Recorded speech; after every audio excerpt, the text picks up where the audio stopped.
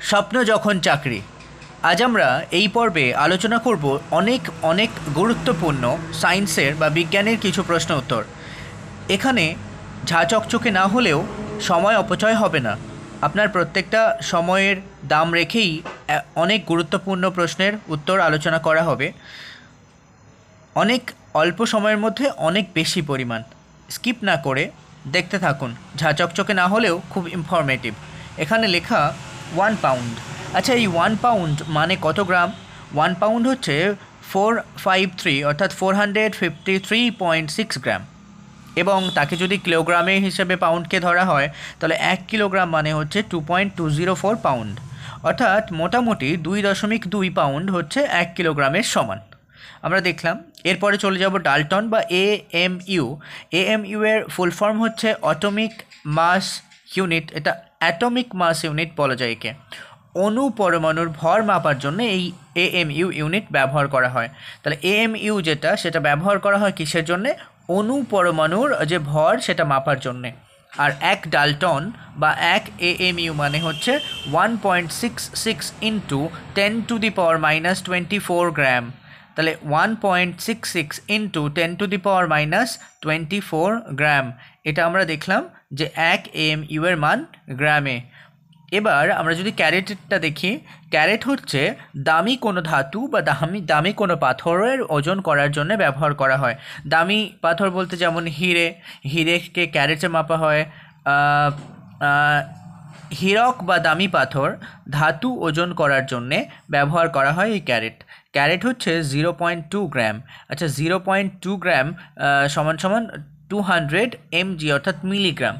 তাহলে 0.2 গ্রামকে ক্যারেট ধরা হয়, যেটাকে 200 মিলিগ্রামের সঙ্গে সমান, মানে 1 ক্যারেট। 1 ক্যারেট মানে 0.2 গ্রাম বা 1 ক্যারেট মানে 200 মিলিগ্রাম।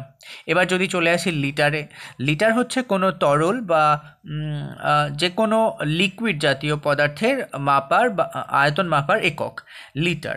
4 ডিগ্রি সেলসিয়াসের উষ্ণতার উল্লেখ করা থাকে। এই 4 ডিগ্রি সেলসিয়াস উষ্ণতা উল্লেখ করা এই কারণে থাকে যে 4 ডিগ্রি সেলসিয়াস উষ্ণতায় এর যে ঘনত্ব বা জলের যে ঘনত্ব, সেই ঘনত্বটা সবচেয়ে বেশি থাকে। আর এখানে এই 4 ডিগ্রি সেলসিয়াস বা 273 কেলভিন কেন? আমরা যদি কোনো সেলসিয়াসের মানে থাকি বা সেলসিয়াসের টেম্পারেচারে থাকি, সেখান থেকে কেলভিনে যেতে গেলে ওই সেলসিয়াসের মানকে 273-এর সাথে যোগ করাতে হয়। তাহলে 273 প্লাস সেলসিয়াস স্কেলের মান যেটা 4 ডিগ্রি, তাহলে 273 প্লাস 4 অর্থাৎ 273 প্লাস 4 মানে 277। আর এটা কেলভিন এককে চলে এলো। এই কেলভিন এককে এর মান হচ্ছে এইটা, 4 ডিগ্রি সেলসিয়াস উষ্ণতা বা 277 কেলভিন। এই উষ্ণতায় 1 কিলোগ্রাম বিশুদ্ধ জলের আয়তনকে আমরা 1 লিটার বলি। তাহলে 4 ডিগ্রি সেলসিয়াস উষ্ণতায় 1 কিলোগ্রাম বিশুদ্ধ জলের আয়তনকে 1 লিটার বলে।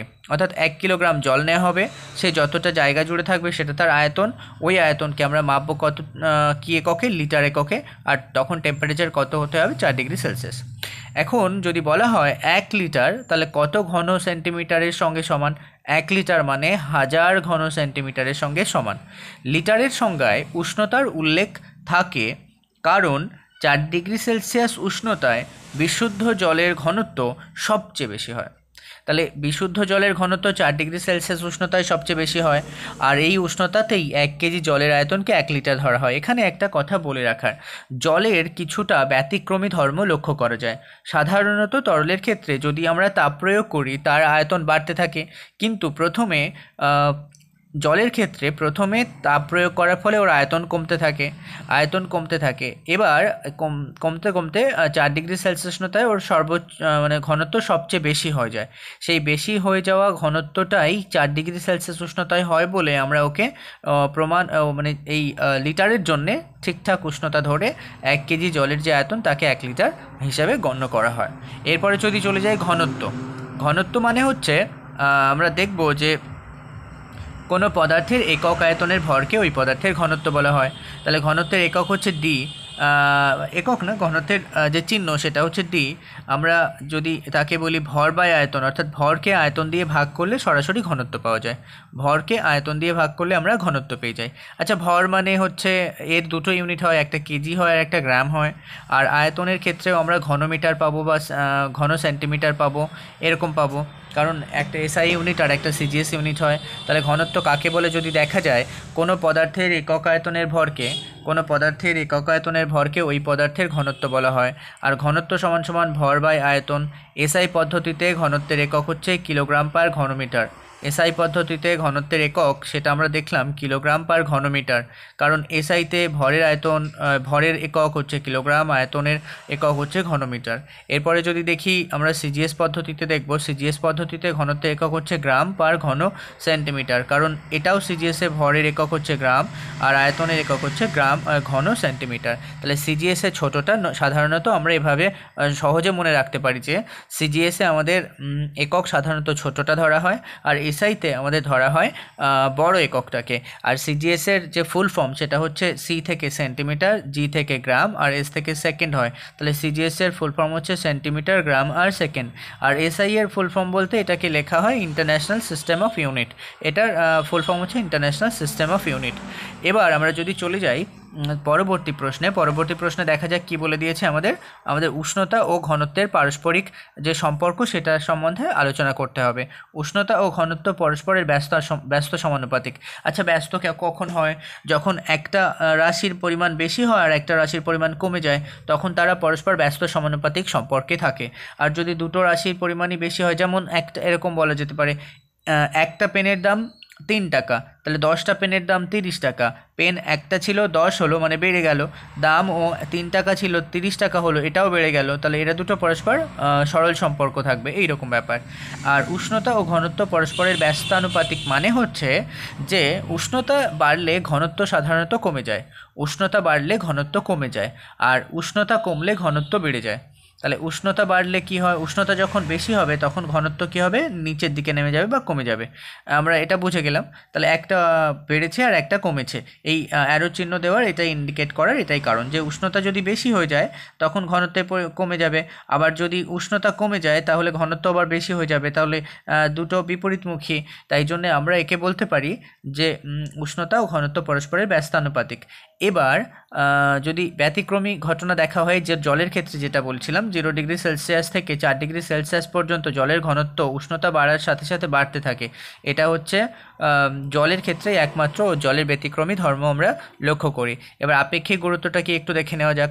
কোনো পদার্থের 4 ডিগ্রি সেলসিয়াস উষ্ণতায় ওর সম আয়তন জলের চেয়ে যত গুণ ভারী হয়, তাহলে কোনো পদার্থ সে 4 ডিগ্রি সেলসিয়াস উষ্ণতায় ওর সম আয়তন যে জল, সেই জলের চেয়ে যত গুণ ভারী, সেই সংখ্যাকে ওই পদার্থের আপেক্ষিক গুরুত্ব বলা হবে।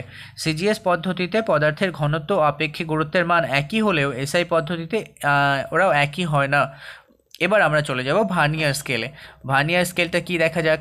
এই সমস্ত স্কেল পরীক্ষাগারে মানে ল্যাবরেটরিতে, যেমন স্কুলের যে ল্যাব থাকে সেখানে ব্যবহার করা হয়। ভার্নিয়ার স্কেল সাধারণ স্কেল দ্বারা খালি চোখে 1 মিলিমিটার পর্যন্ত মাপা যায়।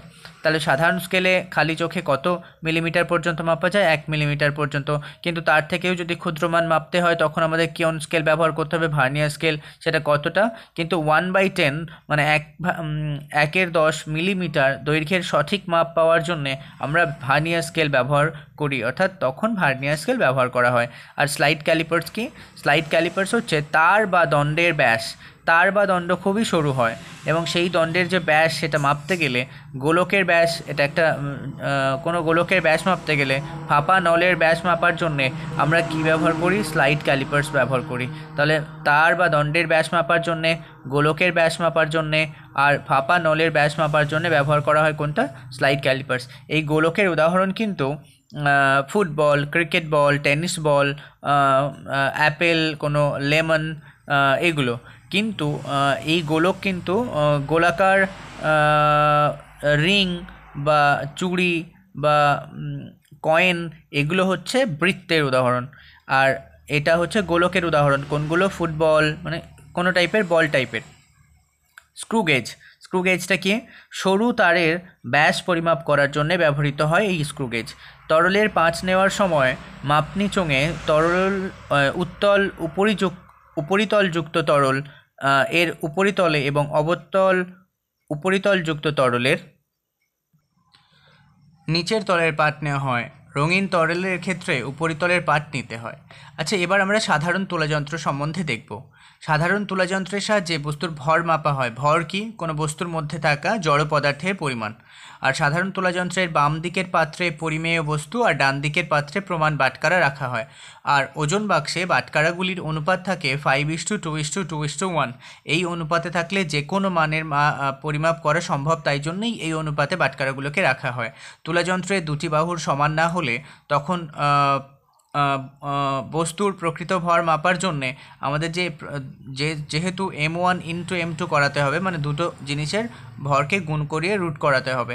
তারপরে আমরা যদি চলে আসি আদি ঘড়ি সম্বন্ধে জানতে চাই, তাহলে দেখা যাক সেটা আবার কি রয়েছে। পৃথিবীর আদি ঘড়ি।